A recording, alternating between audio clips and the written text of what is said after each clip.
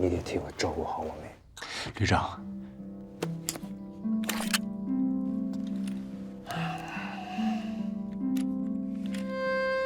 这把拨浪宁跟你桌子上这一把是一对，是当时我在重庆的时候花重金淘到的两把枪。我找到妹妹的时候送了她一把，这一把我一直配在身上。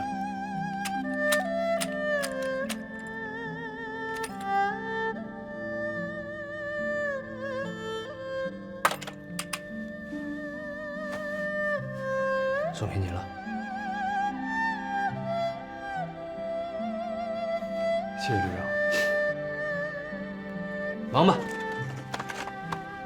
旅长慢走。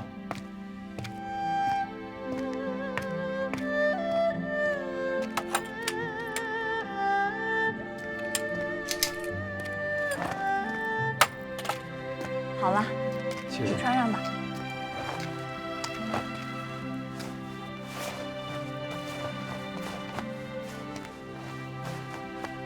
这枪是哪儿来的？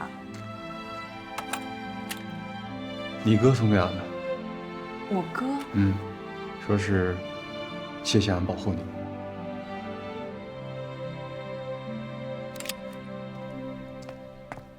大佐、これは教州付近の村で物色した名簿で、いずれもシード通訳として育成できるものです。もし問題がなければ、ここにサインを。すぐにトレーニングを手配します。この通訳養成のプログラムは非常に重要だ。成功したらこの人たちを各地に繰り込んで情報を集めてもらえるし、皇軍が騒動する時の案内役として使えるし、遊撃隊の活動を抑制することもできる。パーサー、はい。この件はよろしく頼む。任せられて光栄です。では大佐、ごゆっくり。あ。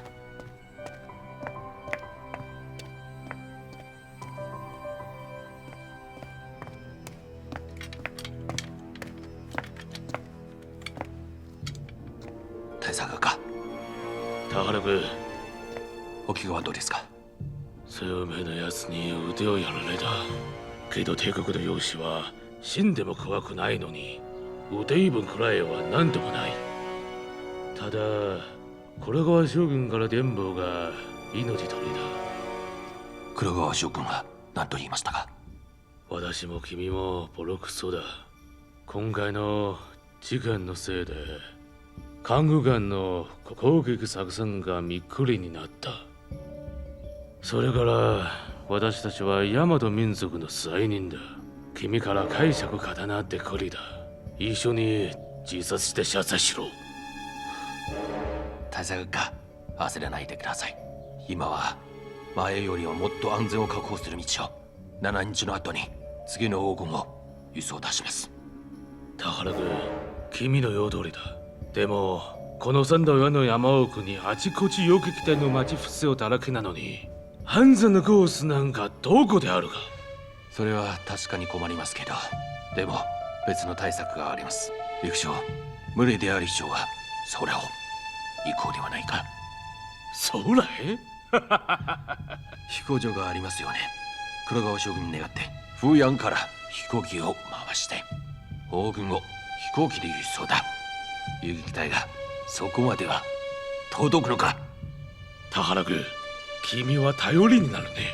よし、ごゆっくり休んでください。すぐに戻って発砲します。田原君に頼んだぞ。はい。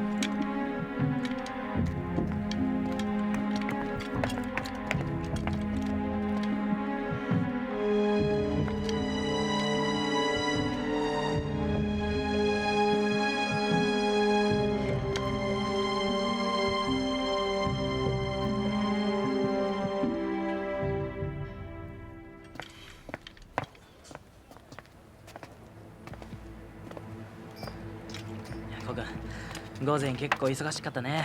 やっと休憩できます。あ、どうぞどうぞどうぞ。お茶を飲んで。よし。どうぞお茶を。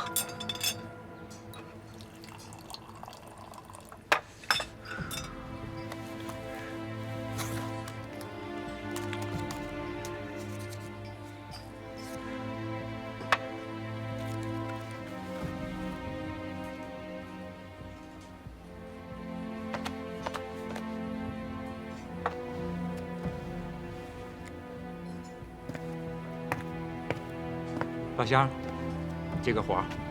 哦。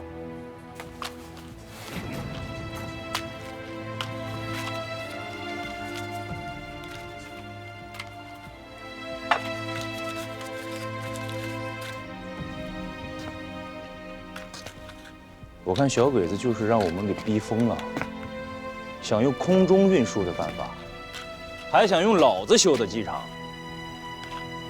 做他娘的梦！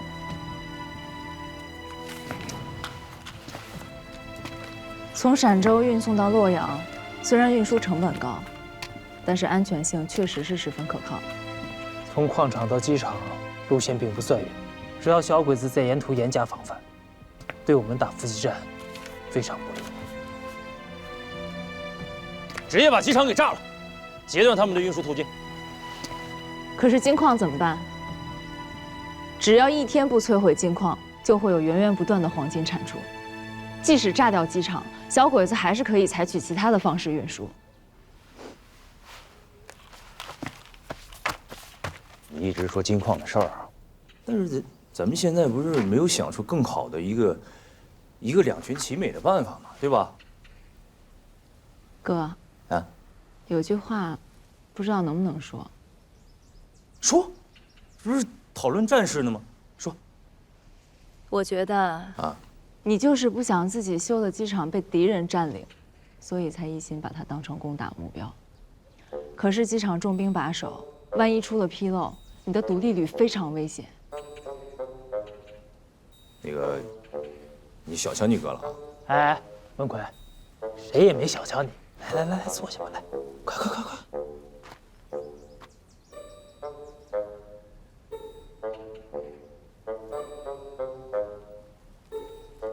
是，那个我承认，我是有私心，但是我是一个职业的军人啊，对吧？我有丰富的作战经验，我打仗之前分析双方敌我的这个，对吧？所以我是吧，老李？是，没人否认你。这样吧，既然大家觉得两边的事情都至关重要，那我们就兵分两路，把机场还有矿场一起拿下，一劳永逸。怎么样？我觉得上官英同志这个说法很对。分散兵力会不会影响我们攻打金矿和机场？他们可是驻扎了重兵防守。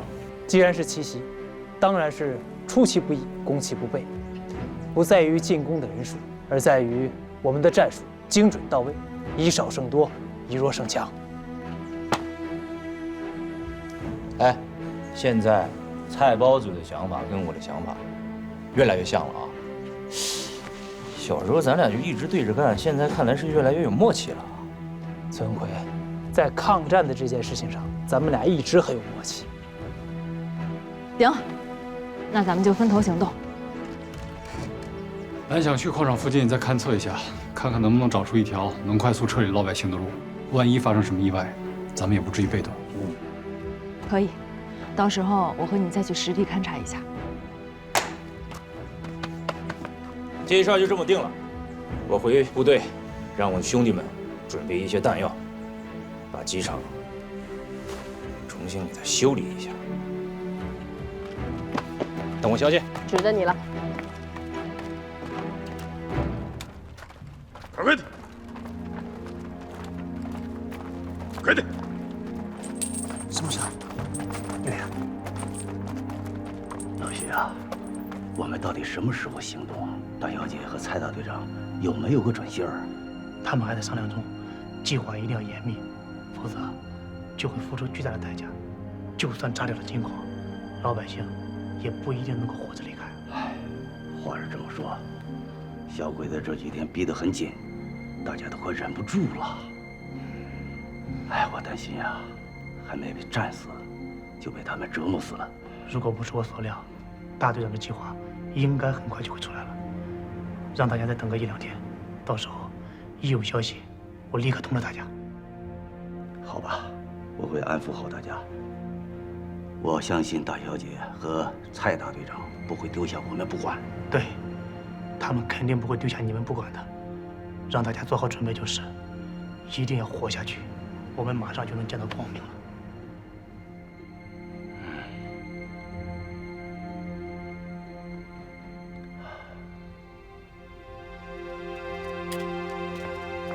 フヤンからの電報だ。将軍が要請を強化しました。3日の後で輸送機を三種の飛行場まで。3日？早すぎるな。黒川将軍は随分焦ってらっしゃるね。採掘先はあと何日だ。3日間で間に合うかな。ご安心してください。労働者を残業させてやるから王軍を3日以内に箱詰めをします。着陸したいに飛行機に積み込んで送ります。田原君の仕事の効率を謳ってるわけじゃなくて、遊撃隊がまた待ち伏せるじゃないかと心配する。あの連中は報道に狐みたいだな。集団も好きから好きと出てくるし、うっかりするとやられてしまう。すっごくムカつく。ご心配はしないで。輸送道のその近くに相当を繰り返して奴らをサンダー園から追い出せば、それでは問題ないんだ。私が金庫と飛行場こそ真の的だと思います。この2つ場所に私の大軍を繰り込んでいる。だからあの連中は攻撃しないはずだ。大佐の言った通りに八郎軍の部隊が狐のようにずり行くから防がなくては。そうだね。田原君は正しい。もし奴らの狙撃に対策を取らないときっといっぱい壊される。ここ数日キングの勝負は君に任せて、空港の方に私がもうと人を来るから絶対奴らに隙間に与えないぞ。では先に失礼します。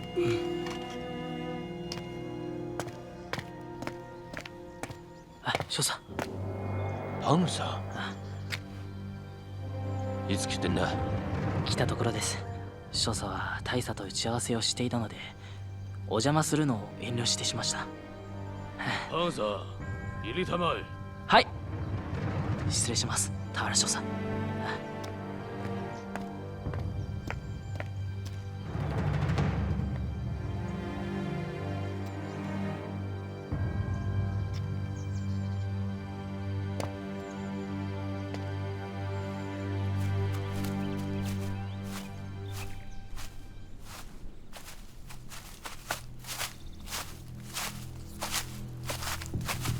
一条像样的路都没找着，原来走过的倒是忘得差不多了。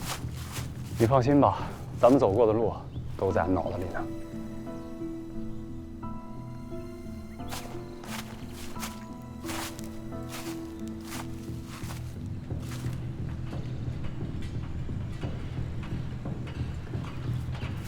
你瞧，那不是矿洞吗？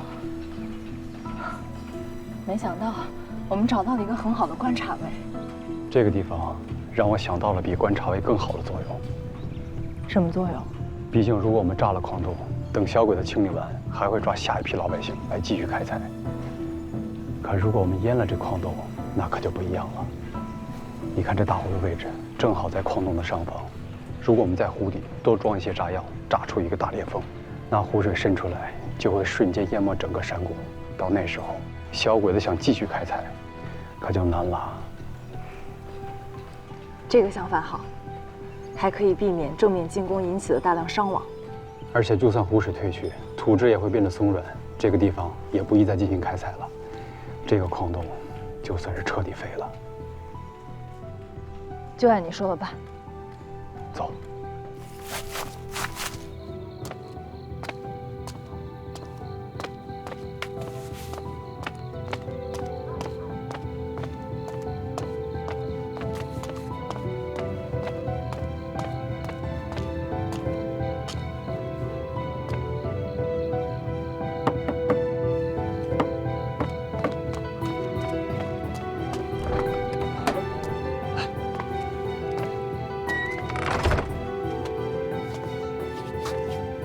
老徐，情况有变，我得赶紧设法联系到蔡宝子同志。麻烦你替我上三道园通知一下。10万火急，赶快呀，老徐！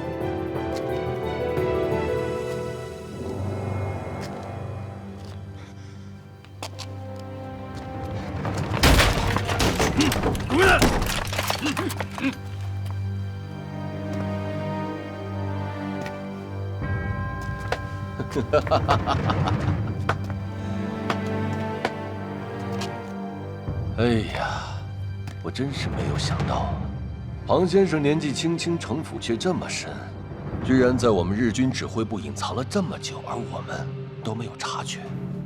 你表面上兢兢业业为我们皇军做事，暗地里却把消息传送给游击队，包括那次在扶阳城，太保子能够逃出重围，想必也是你的杰作吧？哼，您还少算了2桩。洛阳监狱救人和袭击黄金运输车，也是我送出去的消息。我真的很佩服你，但是你认为我真的有那么傻吗？一次又一次的失败，如果不找出真正的幕后之人，那我田园正雄可真就无法向天皇陛下交差了。原来你早就怀疑我了。那恭喜田园先生如愿以偿了。不过，你休想从我嘴里得到任何消息，是吗？好，我倒要看看你的骨头有多硬。司令都归。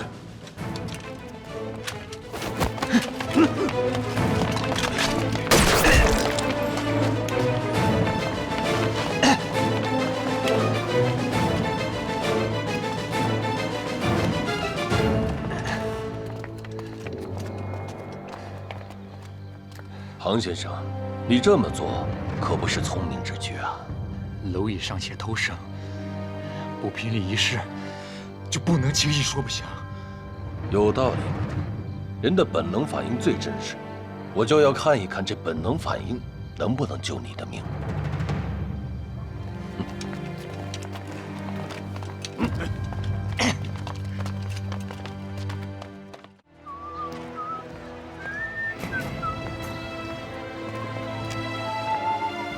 老朋友，又见面了啊！我呐，你们怎么来了？现在日本人查得可严了，对每一个给他们工作的中国人都严加审查，就连我们侦缉队都要交代清楚跟哪些陌生人打过交道。不跟陌生人接触，怎么抓我们游击队啊？怎么收获情报啊？崔队长啊，你就别开玩笑了，我紧张的都冒汗了。最近查这么严，是因为日本人抓住了一个共产党的间谍，这家伙相当厉害了。据我听说啊，他深受黑川将军的信任，一直帮着松井大佐做翻译。日军在豫西的所有事务都由他来打理。他被害在哪儿了？动手啊！我们就是为了他才来找你的。你们就别打他的主意了。他现在关在日军的司令部，别说是你们了，连个苍蝇都飞不进去。你少替小鬼子吹嘘，什么连只苍蝇都飞不进去？我们的人，我还是把情报给送出来了。行，当我没说，我说错了。你带我们去日军司令部周围看看。别再惹麻烦了，现在日军跟疯了一样，我们侦缉队都吃了好几回亏了，你们别往枪口上撞了。包子，要不然既然人都来了，总得去实地侦查一下，不然回去怎么跟兄弟们交代？带我们去。真去啊？走。哦，行。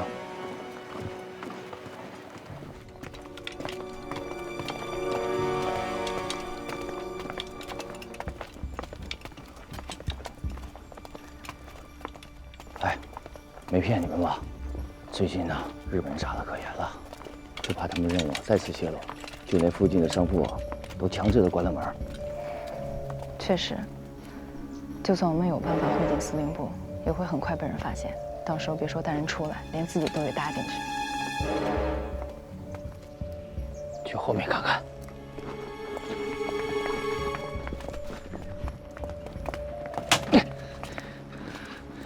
我只想冲进去，把那些小鬼子统统毙掉。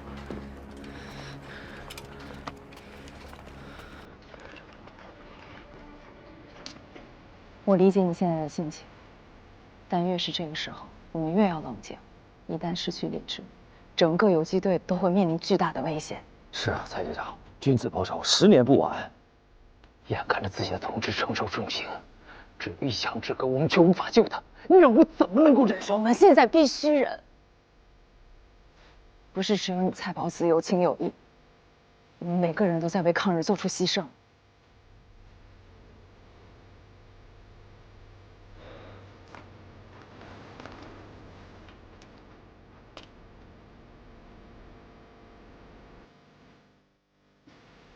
我们进去茶铺看一下。去茶铺。老庞是个经验非常丰富的情报人员，如今没到接头时间，他宁可冒险也要赶去茶铺，说明有非送不可的情报。你的意思是说，老庞会把情报放在茶铺里？我和老庞合作过一段时间，他的应变能力非常强，说不定会给我们留下线索。好，那我们赶紧去。如果真有情报，我们要尽快找到。时间太晚，情报有可能会被别人发现了。对，走。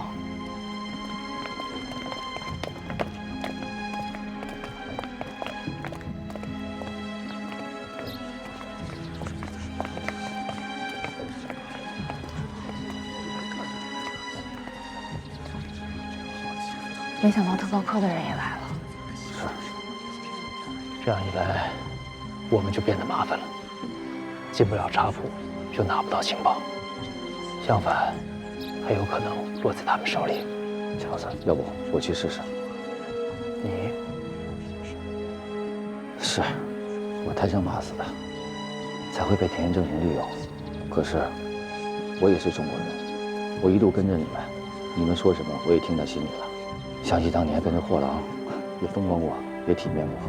如今混上侦缉队长这个位置，没少跟着人做伤天害理的事，真是过着人不像人、鬼不像鬼的日子。对着日本人，也是提心吊胆，恐怕哪件事情做得不满意了，就身首异处了。蔡包子，牺牲太大的事情我不敢说，这点小事儿，让我去做吧。那好，你自己注意安全。好，那我去了。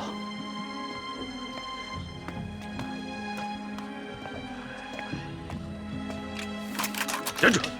侦缉队的，协助皇军办案。过去吧。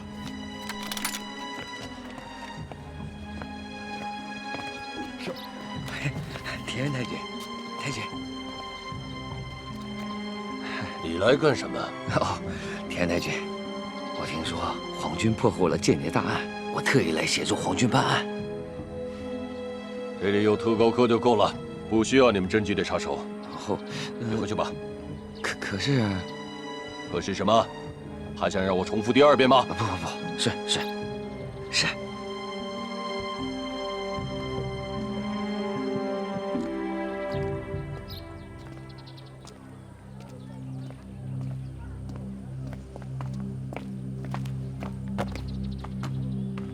小日本人根本不相信中国人。既然进不去，我们回根据地，再做商议。也只能先这样了。走吧，走。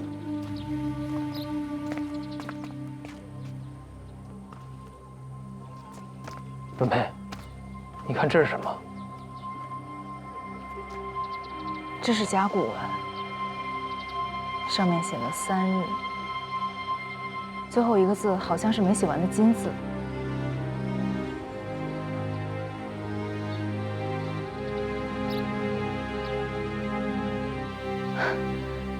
这就是老庞留下的情报。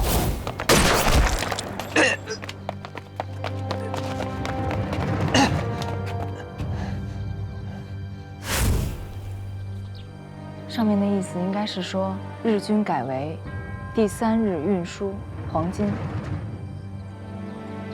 去除今天的话，我们只剩2天的时间了，得赶快回去布置行动。老庞在自己生命受到危险的时候，还没有忘记传递出情报，所以我们不能辜负他的良苦用心，他才不会白白牺牲。同志们，我和蔡队长做了一个非常重要的决定，准备放弃营救老庞的计划，全力攻打矿洞和机场。日军运送黄金的时间提前了，他们准备在后天就要启程去洛阳，留给我们的时间不多了。是不是咱们一旦行动，老庞对鬼子来说就失去利用价值了？这是我和蔡宝子同志做过最艰难的决定，但是我们没有选择的余地。国难当头，唯有前赴后继，不惜做出个人牺牲，才是回报老庞最正确的方式。大家伙儿，这是老庞用生命传递出来的消息，咱不能让他的血白流，必须完成它。1两黄金都不能让鬼子运走，那是咱们中国人的财富，宁可毁掉，也不能让它变成残害咱们同胞的武器。我们原计划是兵分2路，从源头到运输过程，彻底粉碎小鬼子运输黄金的美梦。但是，我担心经过老庞的事件后，小鬼子一定会严加防范，机场不比山林，他们的重武器会对我们造成巨大的杀伤力。独立旅在火力上不能够有效地完成突击任务。没错，以前的计划是偷袭我还有把握，但是现在小鬼子增加了1个中队。如果是这样的话，除非我们拿着是必死的决心。不，即使把我们的人全搭上，也未必能拿下机场。所以我打算联络上级，让上级派人过来，协助我们一起攻打机场。这个主意好。我听说你们八路军现在已经推进到陕州和灵宝附近，现在派人来得及。那我们就要选出一个合适的人选。我和婴儿要负责带队，协助攻打机场，不能分身。崔文佩同志也要指挥营救矿工、摧毁矿洞，任务也是十分艰巨。那么接下来我们看一看还有谁能够完成传递任务。报道，俺要负责炸他爸，脱不了身。我虽然合适，可是我要联络吴老六，到时候好配合崔政委里应外合，救老百姓出去。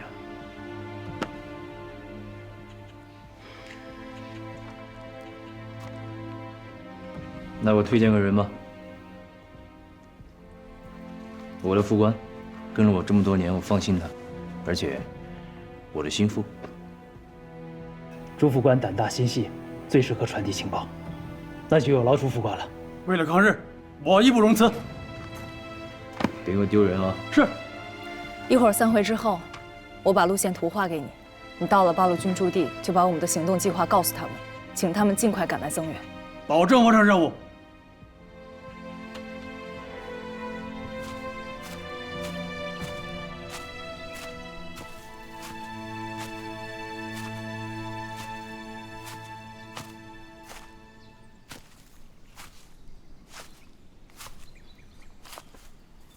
怎么不去吃饭？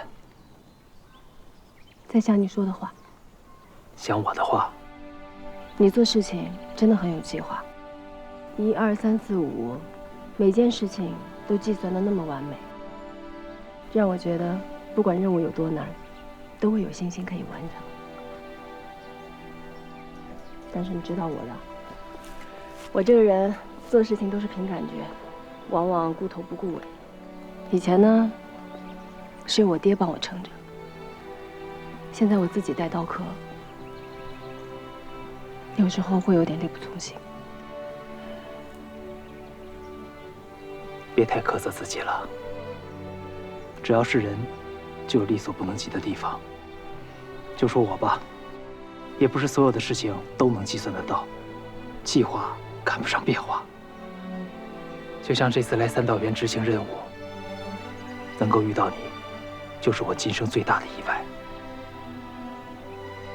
是你让我更加明确自己到底为何而战。有时候，战斗的理由很简单，为了保护自己心爱的人，为死去的人报仇，为活着的人更有尊严地活着。这念头一直藏在我的心底，让我无法接受被撕裂的痛苦，迫使自己必须坚守下去，哪怕是粉身碎骨，也在所不惜。这感觉让我有勇气去面对一切困境。忍什么那么久？第一次和我说这些话。以前总觉得吧，咱们能有大把的时间和机会去说。可是后天一仗，一场凶险，谁都不知道会发生什么，所以我想把心里话都告诉你。你对这一仗没有信心吗？信心和意外是两回事，不发生关系。我只是不想留下遗憾。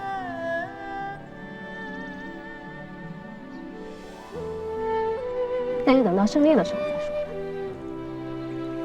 如果有意外，那就在黄泉路上跟我说。就算过了奈何桥，我也不会忘记。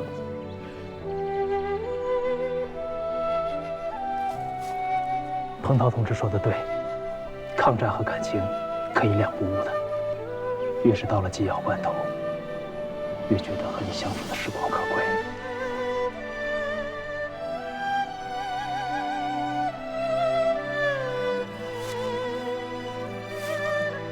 太保子，你听着，我上官英这辈子嫁给你，不管是生是死还是残，没有什么可以把我离开。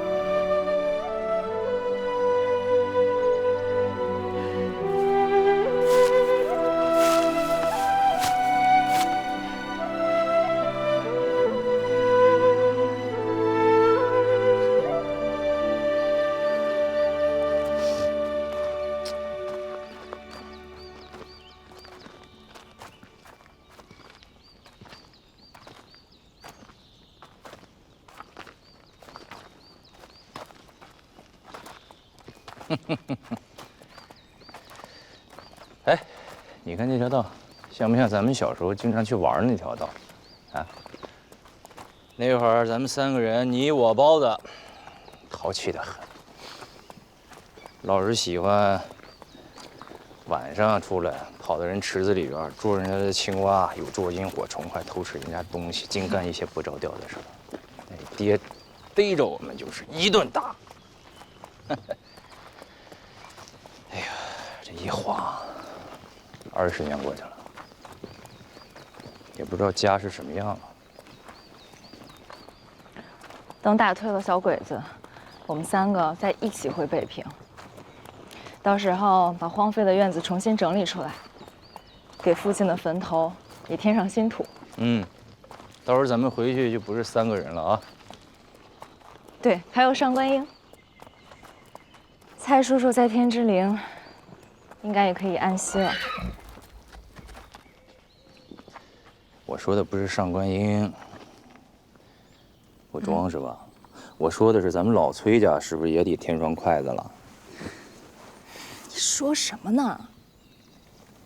我和他都没有相互表白过，我怎么知道他怎么想的？你脸红了？这还表什么白啊？你小点声。这天天跟在屁股后边，都快长屁股上了。但是呢，你大哥觉得这还挺好，这在西方叫骑士精神，比那些虚的强。哎呀，你大哥虽然是有点吃醋吧，但是我觉得这事儿靠谱。等着啊，小子。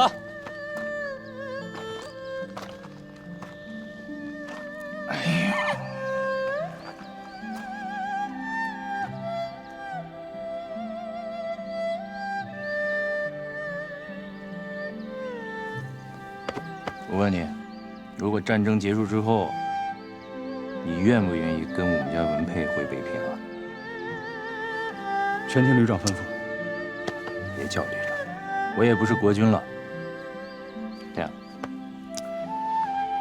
这么说吧，如果说我以一个未来大舅子的身份，邀请你跟我妹妹一起回北平，你愿不愿意？怎么样？这样也能对我爹有个交代。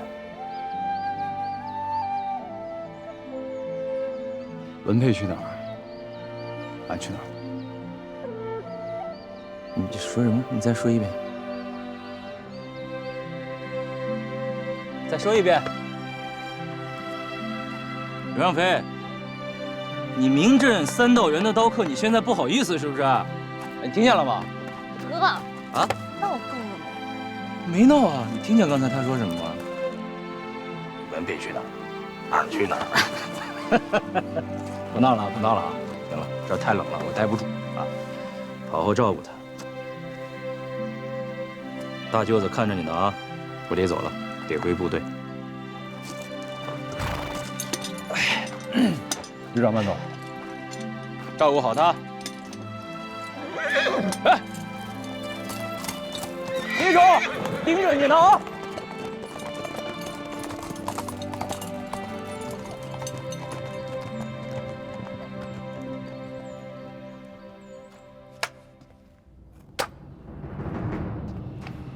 皆さん、明日は勝負にすごく関わる一日だ。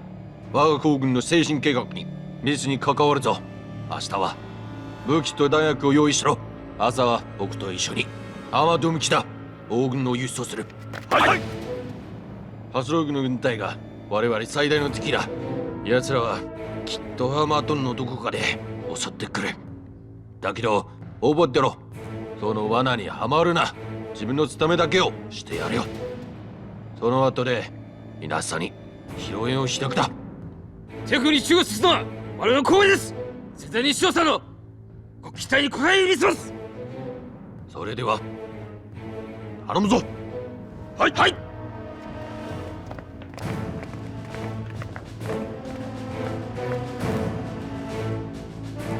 我大当家的。